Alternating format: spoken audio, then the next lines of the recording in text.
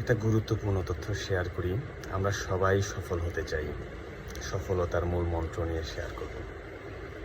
সফলতার প্রথম বিষয়টাই হলো আপনাকে খুব পজিটিভ হইতে হবে। কীভাবে পজিটিভ হবেন? সব কিছুতেই মনের মধ্যে এবং কাজের মধ্যে ভালোটা খুঁজে বের করা।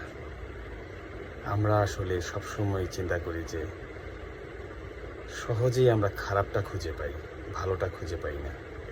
সাইকোলজিস্টের মতে উইদিন সেকেন্ডের মধ্যে আমাদের খারাপটা মাথার মধ্যে চলে আসে, কিন্তু ভালোটা মাথায় আসতে আমাদের 12 সেকেন্ডেরও বেশি সময় লাগে।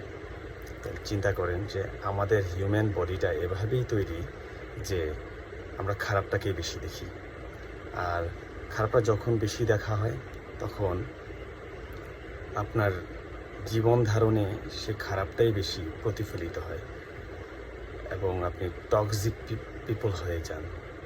আর টক্সিক পিপল হয়ে গেলে আপনার মধ্যে ভালো কিছু ধারণ হয় না এবং আপনি ভালোভাবে নিজেকে ভালো কাজের দিকে ধাবিত করতে পারেন না।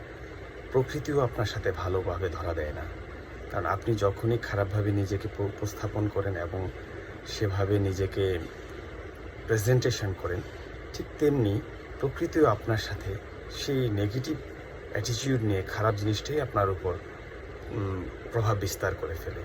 তো সেজন্য আমাদেরকে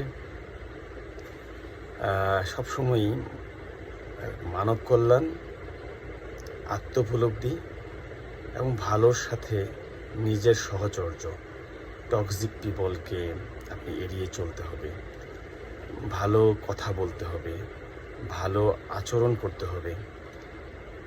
প্রত্যেকটা ধর্মেই আসলে ভালোর ব্যাপারেই সবসময় বলা হয়ে থাকে, কিন্তু আমরা আমাদের হিউম্যান বডি সবসময় ভালোর চেয়ে নেগেটিভ জিনিসগুলোর প্রতি আমাদের আকর্ষণ বোধ বেশি থাকে। তারপরেও সেটা ওভারকাম করার সুযোগও আছে যদি নিজের মধ্যে সেই বিষয়টা অনুধাবন হয়, ভিতর থেকে অনুধাবন হয়। সেই ভিতর থেকে অনুধাবনের জন্য সবসময় আপনার সাবকনসিয়াস মাইন্ডকে সঠিকভাবে ঠান্ডা মাথায় পরিচালনা করতে হবে, ধৈর্যশীলতার সাথে কুল হেডেড পরিচালিত করতে হবে। আরেকটা বিষয় হলো, আমরা সবসময় রেগে যাই।